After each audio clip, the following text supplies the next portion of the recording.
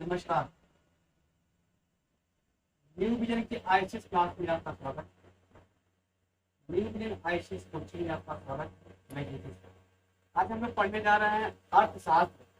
अर्थशास्त्र क्या है, अर्थशास्त्र की भूमिका क्या है, अर्थशास्त्र आपके जीवन में क्या प्रभावशील है, और भारत के संदर्भ में या विश्व के संदर्भ में बात करें तो अर्थशास्त्र विश्व स्तर पे क्या प्रभाव छोड़ता है और किसी राष्ट्र के लिए क्या प्रभाव छोड़ता है।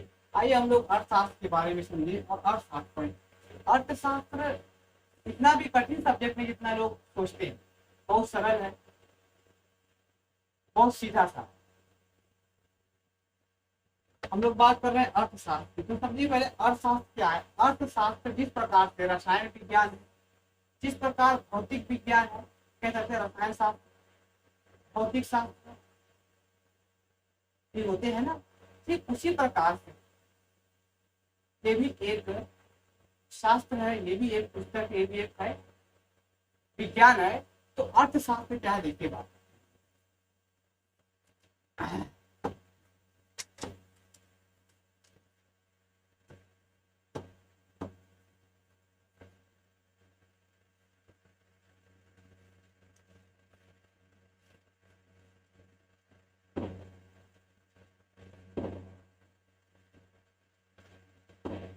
अर्थशास्त्र लिखा हुआ है अर्थशास्त्र।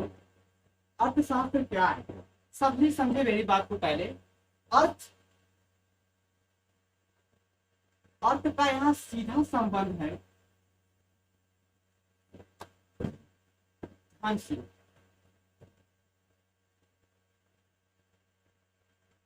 मुनि से, संपत्ति से। शास्त्र का संबंध विज्ञान से है, पुस्तक से है। तो अर्थशास्त्र क्या, तो उससे बनता है कि अर्थशास्त्र क्या है।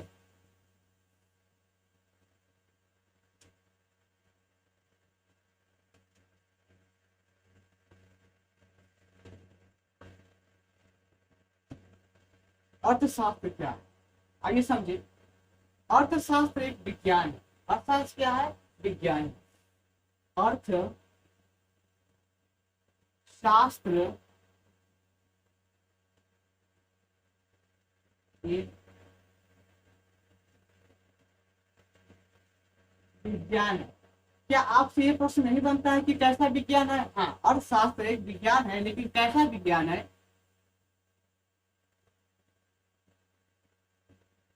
अर्थशास्त्र धन का विज्ञान। इसका विज्ञान है धन का विज्ञान। अर्थशास्त्र रसायन विज्ञान नहीं है, भौतिक विज्ञान नहीं है, जीव विज्ञान नहीं है, मानव विज्ञान नहीं है, समुद्र विज्ञान नहीं है, बल्कि ये क्या है, धन का विज्ञान। आधुनिक काल के अर्थशास्त्री एडम स्मिथ ने अपनी पुस्तक वेल्थ ऑफ नेशन, जिसका प्रकाशन 1776 में होता है, उस पुस्तक वेल्थ ऑफ नेशन में लिखते हैं कि अर्थशास्त्र धन का विज्ञान है, वेल्थ ऑफ साइंस। जैसे अर्थशास्त्र किसका विज्ञान है, धन का विज्ञान। आधुनिक काल के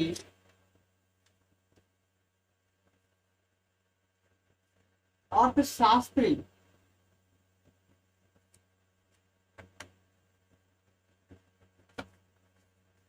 एडम स्मिथ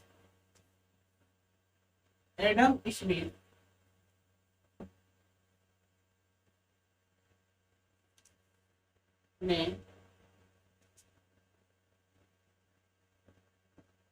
अपनी पुस्तक वेल्थ ऑफ नेशन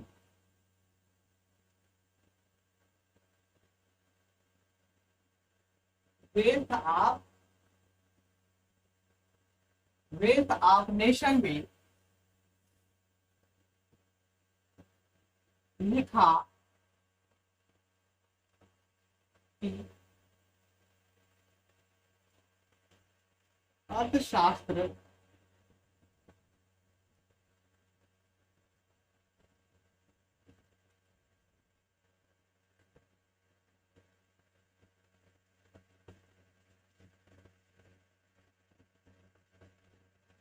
धन का विज्ञान है। अपनी पुस्तक में, अपनी किताब में लिखा कि अर्थशास्त्र धन का विज्ञान है। हम लोग ये कह सकते हैं कि वेल्थ ऑफ साइंस, क्या लिखा उसने, wealth of, wealth of science. समझ पा रहे होंगे मेरी बात। आप लोगों के सामने जिसका चित्र पिक्चर लगा हुआ है वो कोई और नहीं है बल्कि वे साहब हैं, एडम स्मिथ है। कौन है यहाँ, एडम, एडम स्मिथ साहब हैं। इसको मिटा के लिखता हूँ।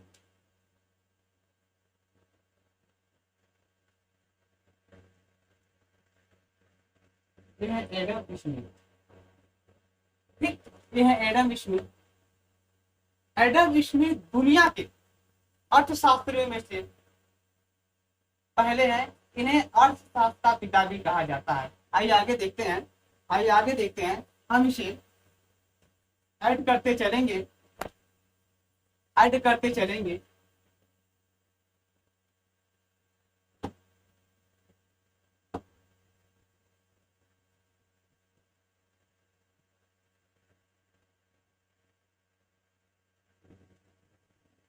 एडम स्मिथ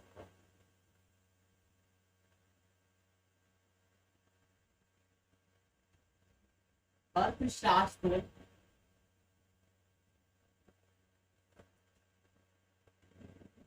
के पिता। एडम स्मिथ कौन है, एडम स्मिथ अर्थशास्त्र के पिता, अर्थशास्त्र के पिता हैं।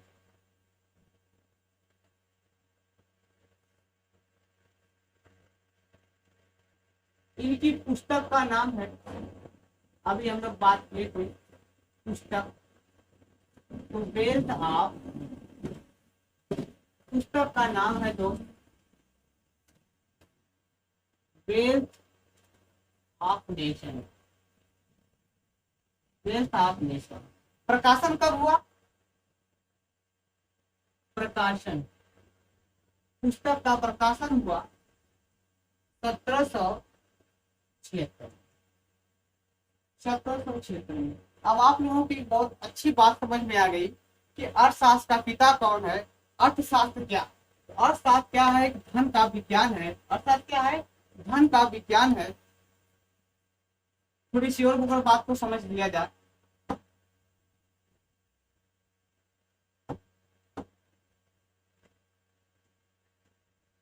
अर्थशास्त्र, अर्थशास्त्र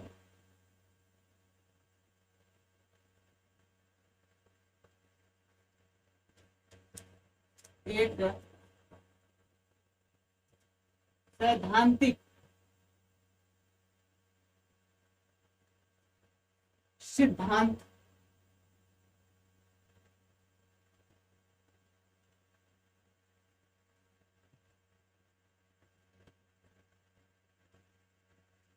सिद्धांत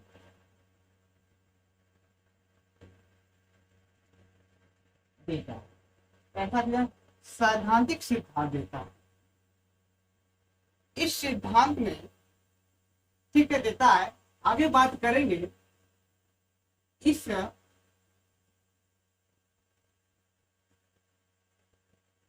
सिद्धांत, इस सिद्धांत में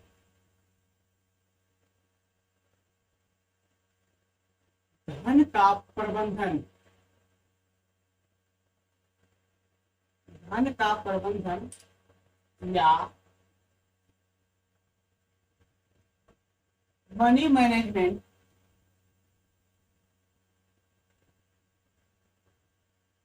मनी मैनेजमेंट या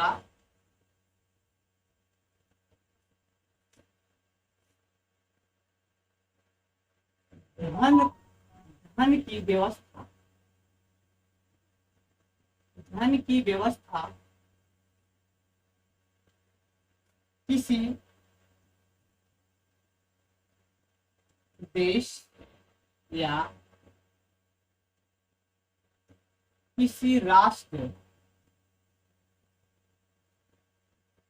किसी देश या किसी राष्ट्र या किसी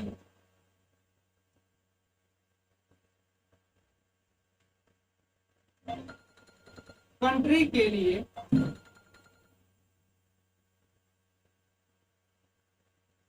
करता।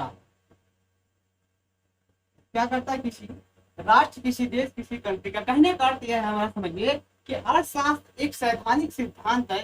अर्थशास्त्र एक क्या है?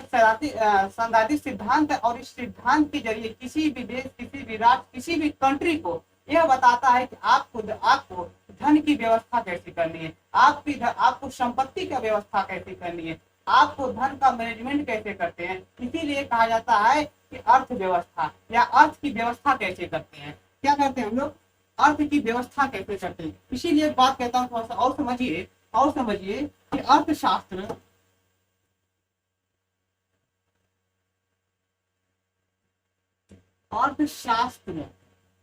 अर्थशास्त्र का काम क्या है भैया? अर्थशास्त्र का काम क्या है? तो काम वही है, किसी राष्ट्र के लिए, किसी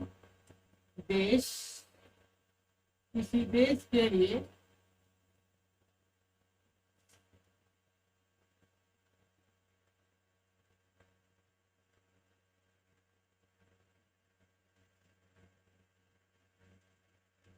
अर्थ की व्यवस्था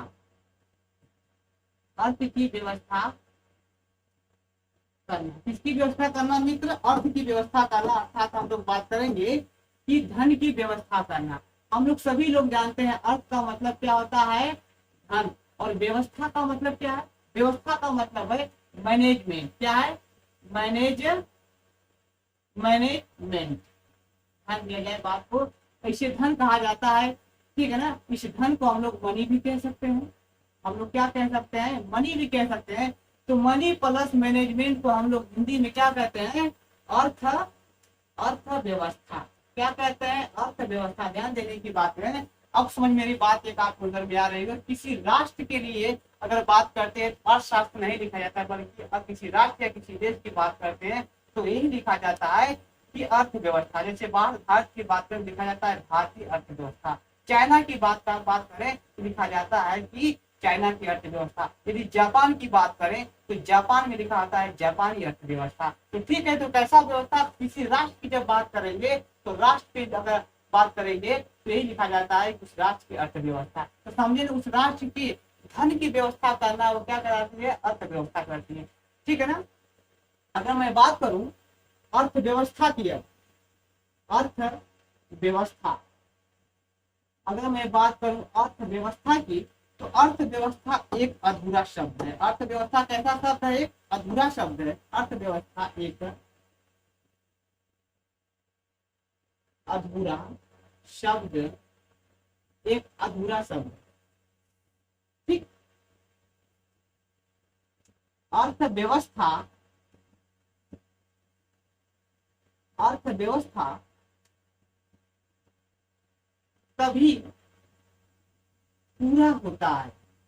तभी पूरा होता है जब अर्थव्यवस्था के पहले किसी देश या राष्ट्र या कंट्री, है कि नहीं है, कंट्री का नाम लिखा हो।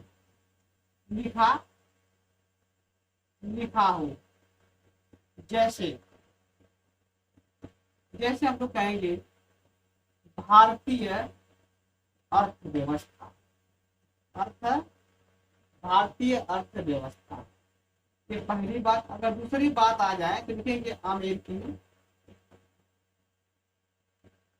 अमेरिकीय अर्थव्यवस्था। अर्थव्यवस्था। तीसरे नंबर पे अगर आ जाए तो जापानी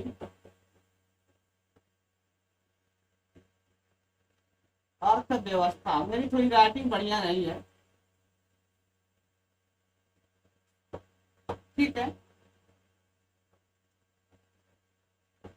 चाइना, चाइना की अर्थव्यवस्था।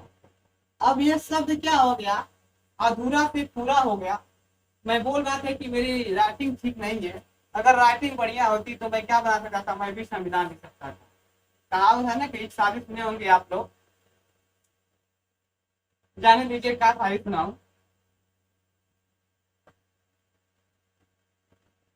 वही वाली पुरानी वाली है कि बना तो मैं भी सकता था ताजमहल पर मेरी मुमताज बेवफा निकली। ठीक है, तो अर्थशास्त्र की हम लोग बात करते हैं। अर्थव्यवस्था तभी पूरा होता है, क्या है ना, तभी पूरा होता है जब अर्थव्यवस्था के पहले किसी देश, किसी राज्य, किसी कंट्री का नाम जुड़ जाता है। जैसे हमने लिखा है कि भारतीय अर्थव्यवस्था, हमने बताया अमेरिकी अर्थव्यवस्था, जापानी अर्थव्यवस्था और चाइनीज अर्थव्यवस्था इत्यादि बहुत सारे देश हैं, उनकी आगे हम लोग लिख सकते हैं अगर, है ना। और उसके बाद में हम लोग अर्थव्यवस्था लिख देंगे तो शब्द पूरा हो जाएगा। अब बात आती है कि इन सभी देश किस प्रकार से धन की व्यवस्था करते हैं, किस प्रकार से धन की व्यवस्था करते हैं, आइए उस पर नजर डालें।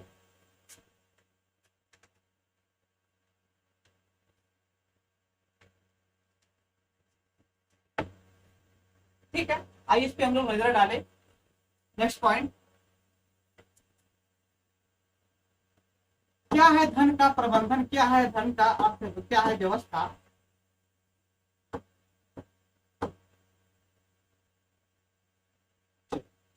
अर्थव्यवस्था सही दिख रहा है,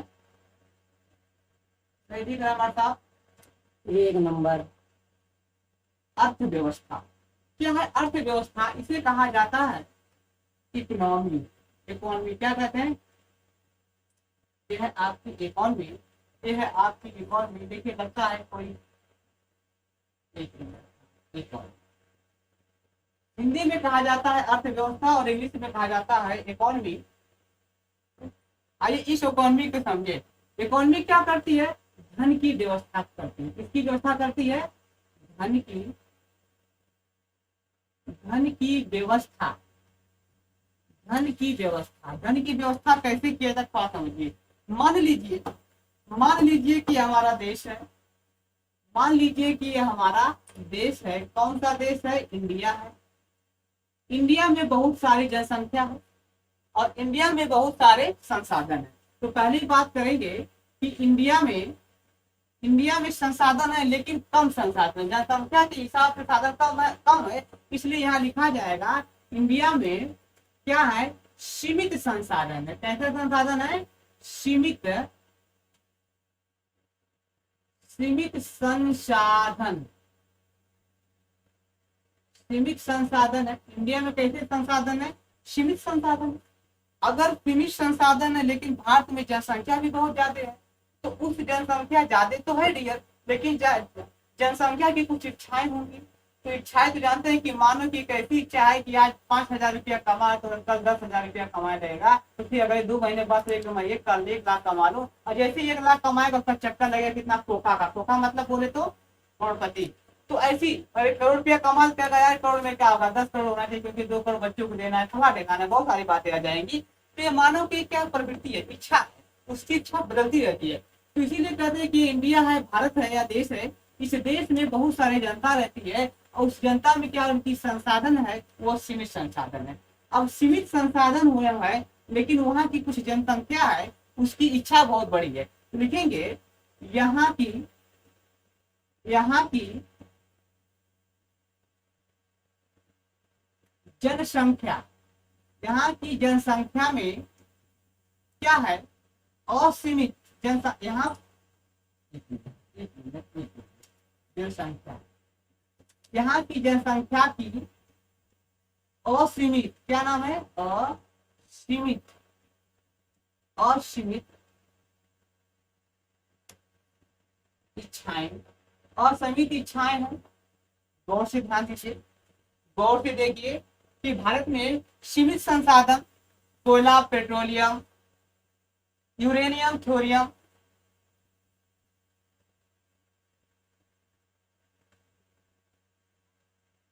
बना अच्छे दिन, जंगल, ये सब क्या है लेकिन सीमित, जितनी जनसंख्या उससे कम है, उनकी उपयोग से कम है। अब उस उपयोग को उपयोगी कैसे बनाया जाए, उसका प्रबंधन कैसे बनाया जाए, ये बड़ी बात है। तो जनसंख्या सीमित संसाधन है, उस देश की जनसंख्या है, इच्छा जो है वह असीमित है। तो बात हम लोग करेंगे कि सीमित संसाधन तथा असीमित इच्छाओं को, सीमित संसाधन तथा असीमित इच्छाओं को पूर्ति करने के लिए धन की व्यवस्था करनी होगी। और धन की व्यवस्था अर्थात धन का मैनेजमेंट करना होगा, अर्थात धन का प्रबंधन करना होगा। अर्थात क्या होगा, धन का प्रबंधन करना होता है। समझिए बात को लेकर के, समझिए थोड़ा बात को लेकर, ये है आपको, ठीक है, ठीक है ना, ठीक है। दोनों को, दोनों को छोड़िए अभी, ऐसे नहीं, चलिए आगे हम आपको समझाते हैं दूसरे हिसाब से। लिखा जाएगा ऐसे, सीमित, सीमित संसाधन, सीमित संसाधन और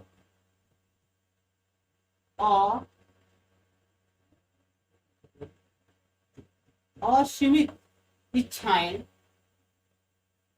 असीमित इच्छाएं, इच्छाओं, इच्छाओं की पूर्ति के लिए, क्या करने के लिए, पूर्ति के लिए धन का प्रबंधन किया जाता है। धन का प्रबंधन या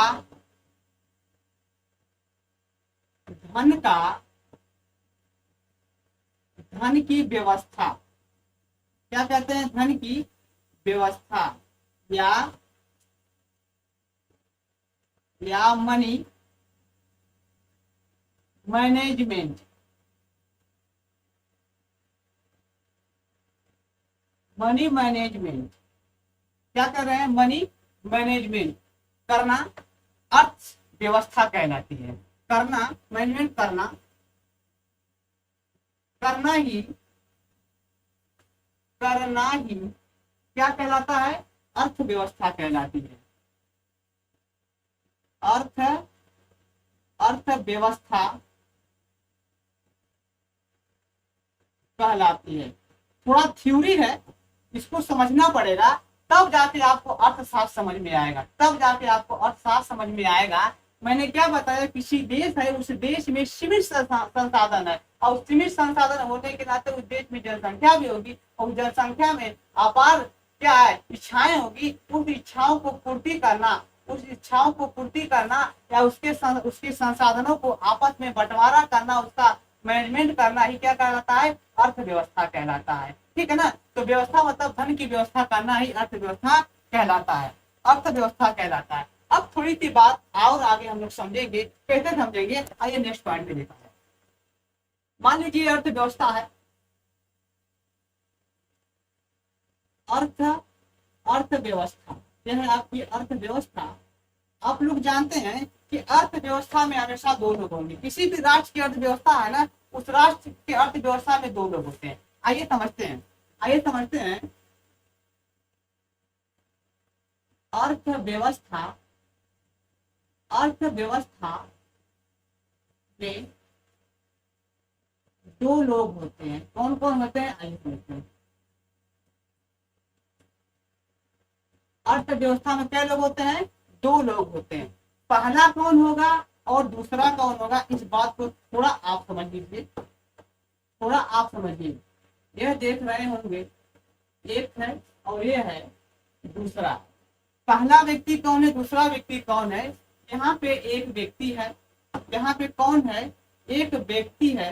कैसा व्यक्ति है, थोड़ा देख लीजिए, यह व्यक्ति है, ठीक है।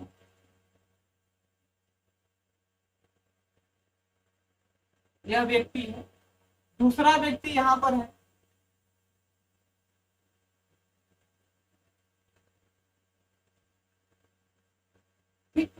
यह व्यक्ति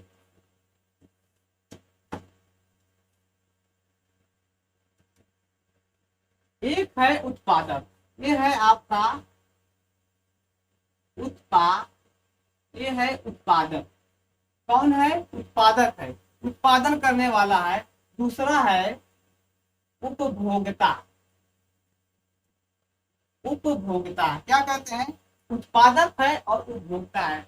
जरा मुझे समझाइए और खुद समझिए, इस देश में, किसी भी देश में, किसी भी राष्ट्र में जो अर्थव्यवस्था है, उस अर्थव्यवस्था के अंदर कितने लोग होते हैं? तो केवल दो लोग होते हैं। कौन कौन? पहला है उत्पादक और दूसरा है उपभोक्ता। इसको आप लोग इंटरचेंज भी कर देंगे तो कोई दिक्कत होने वाली नहीं है, लेकिन बात तो रहेगा कि उत्पादक उपभोक्ता ही रहेंगे। क्या समझिए? तो उत्पादक क्या करता है? उत्पादक का मतलब वो क्या है? सृजन करने वाला या पैदा करने वाला। तो देखिए वो क्या क्या पैदा करता है। तो यह भैया कौन है? ये है आपके गजोदर भैया। तो गजोदर भैया के पास एक दुकान है, किसकी है? पकौड़ा बनाने वाली। तो क्या बनाया उन्होंने? वस्तु को बनाया। समझिए बात को। तो ये उत्पादक होंगे और उत्पादक में क्या बनेगा? उत्पादक में क्या बनेगा? तो वस्तु बनेगी। क्या बनेगी? वस्तु बनेगी। दूसरा क्या उत्पादक हो सकता है? सर्विस या कह सकते हैं सेवा। राइट ना? हमारे यहाँ सी यादव जी हैं, हमारे यहाँ जेपी सर है, हमारे यहाँ उमा शंकर जी हैं, बहुत अच्छे पढ़ाते हैं साइंस। ये लोग क्या करते हैं? सेवा करते हैं। तो उत्पादन करने वाले कौन कौन होते हैं? दो लोग होते हैं। पहला है वस्तु और दूसरा है सेवा। तो वस्तु उत्पादन करने वाला गजोधर जी है, जो क्या है? पकौड़ा छानते हैं, खूब बढ़िया पकौड़ा बनाते हैं। तो ये वस्तु हो गया। होशियारी का चवनप्राश बनता है। खाए कि नहीं कभी आप लोग? कभी खा के देखिए होशियारी का चवनप्राश, 1 किलो वाला। डाबर का चवनप्राश बनता है, आजकल सोना चांदी वाला भी आ गया है। ये सभी वस्तु, तो वस्तु का उत्पादन हो रहा है। और टीचर है अध्यापक, डॉक्टर, इंजीनियर, आईएएस ऑफिसर,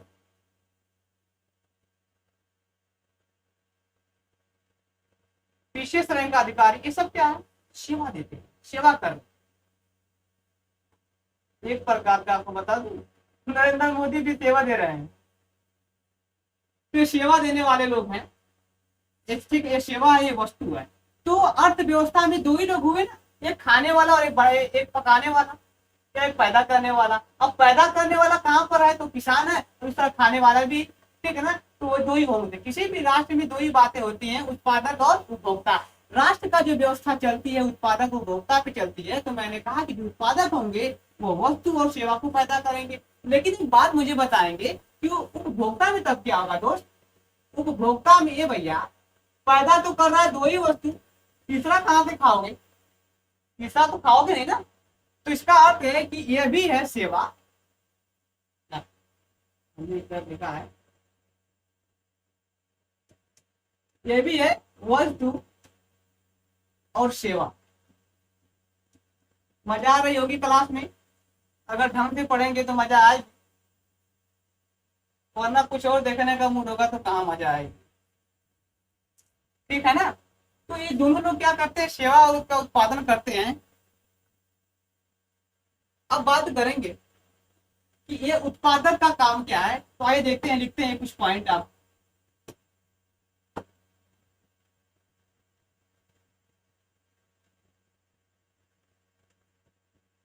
उत्पादक, अगर वो बनाएंगे, लिखेंगे उत्पादक, उत्पादक का कार्य। उत्पादक का कार्य भैया क्या होता है? या उत्पादक का कार्य, एक काम क्या होता है? उत्पादक का कार्य वस्तु, वस्तु और सेवा, ठीक है ना? वो वस्तु और सेवा का सृजन करना। क्या करना? सृजन, पैदा करना भैया, सृजन करना या पैदा करना। तो वस्तु उत्पादक का कार्य फिर क्या होता है, वस्तु और सेवा का सृजन करना, पैदा करना। ठीक। दूसरी बात हम लोग और लिखेंगे थोड़ा सा हट के, एरो बनाए एक बात और, कलर को चेंज कर दिया जाए थोड़ा सा और अच्छा दिखेगा आपको। दूसरा है उपभोक्ता। उपभोग उपभोक्ता। उपभोक्ता का काम क्या है भैया, उपभोक्ता का कार्य वही है वस्तु और सेवा सेवा का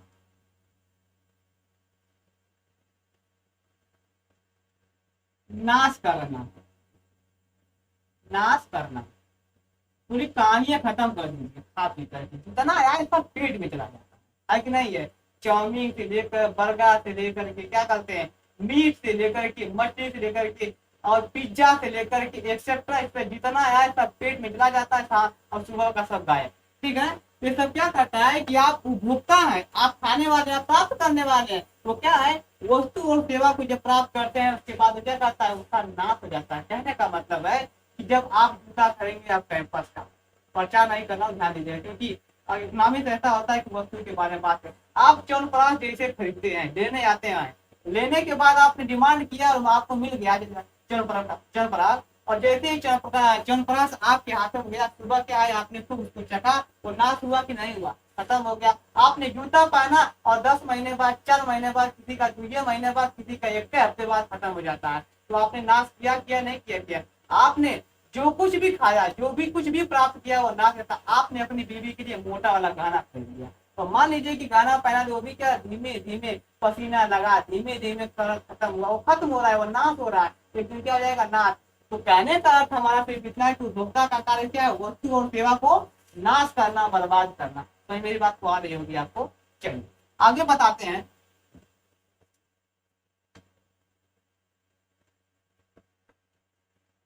ठीक है, तो उत्पादन उत्पादन उत्पादन और उपभोक्ता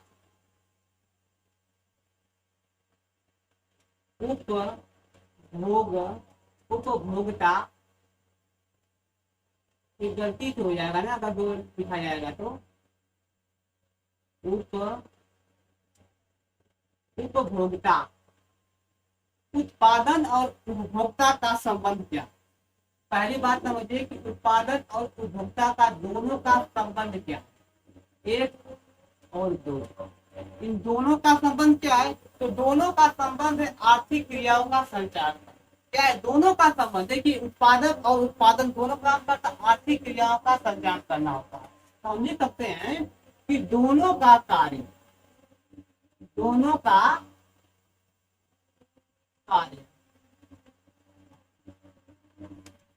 आर्थिक क्रिया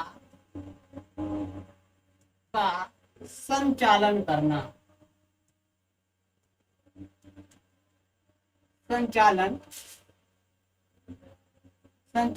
याद रहे ये क्लासेस चल रही है एसएससी से लेकर के टेट, सुपर टेट ही नहीं, ये ध्यान में रखा जा रहा है। State PCS, Uttar Pradesh state PCS 2024 का टारगेट है, बिहार पीसीएस का टारगेट है, मध्य प्रदेश का पीसीएस का टारगेट है, और आपको आगामी आने वाली जो परीक्षाएं हैं छोटी से लेकर बड़ी तक सब में काम करेगी। टेट, सुपर टेट में तो काम करेगी। तो आप माइंड को सेट करके रखिए, ये समझिए कि क्लासे यूट्यूब पर है लेकिन पेड क्लासे, आप ये मान के चलिए कि यूट्यूब पर है लेकिन पेड क्लास है। हम आपको स्टेप बाय स्टेप देते रहेंगे, हम क्या हमारे जितने भी टीचर्स हैं आपको देते रहेंगे। ठीक है ना। तो आइए पढ़िए, आप इसको मजाक ना समझेगा।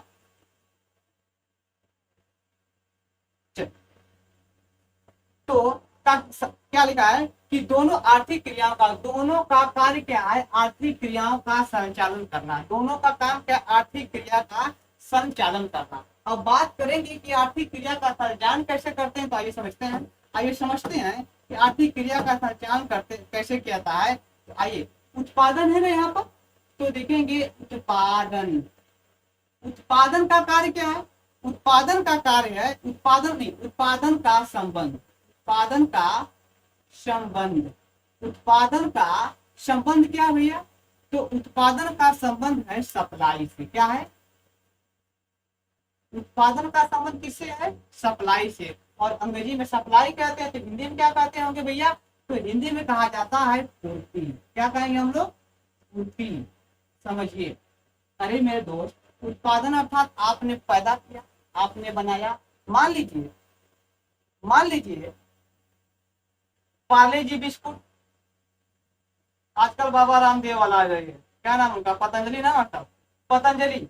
पतंजलि का बिस्कुट कहाँ बनता है? तो नोएडा में बने, दिल्ली में बने, फिर भी वो पैकिंग में रह जाता है। लेकिन आ जाए हमारे यहाँ मुबारकपुर में किसी दुकान पे पतंजलि का बिस्कुट, तो अभी क्या करता है? वो पूर्ति ही करता है, उसकी जो मार्केट पे रखा हुआ है सजा कर।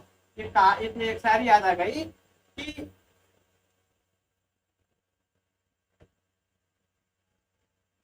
सजा के रखे हो, नहीं जो व्यक्ति सजा, नहीं जान दीजिए, मुझे सारी और कम आती है।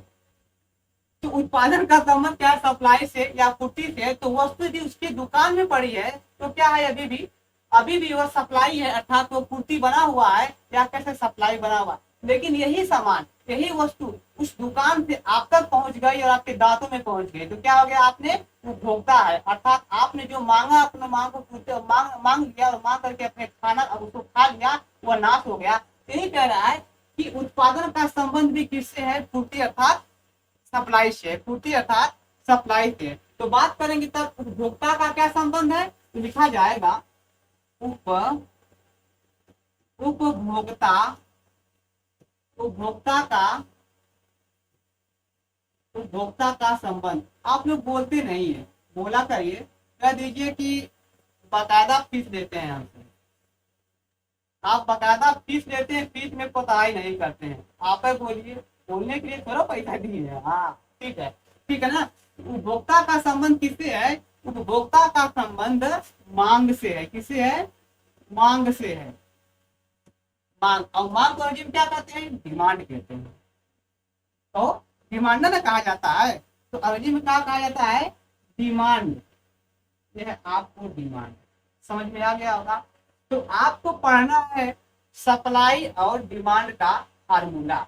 आपको पढ़ना है पूर्ति और मांग का फार्मूला, या फिर पूर्ति होती है कैसे और कैसे। इसी के आधार पर जब हम लोग मिलेंगे कल अगले वीडियो में और अगले क्लास में मिलेंगे, तो हम आपको बताएंगे कि देश में किस प्रकार से महंगाई को कंट्रोल किया जाता है। इन दोनों से किस प्रकार से महंगाई को कंट्रोल किया जाता है, इन दोनों से किस प्रकार से सख्ताई लाई जाती है, ये सारी बातें हमको कौन बताएगा? तो अर्थशास्त्र बताएगा। आज क्लास के थैंक यू।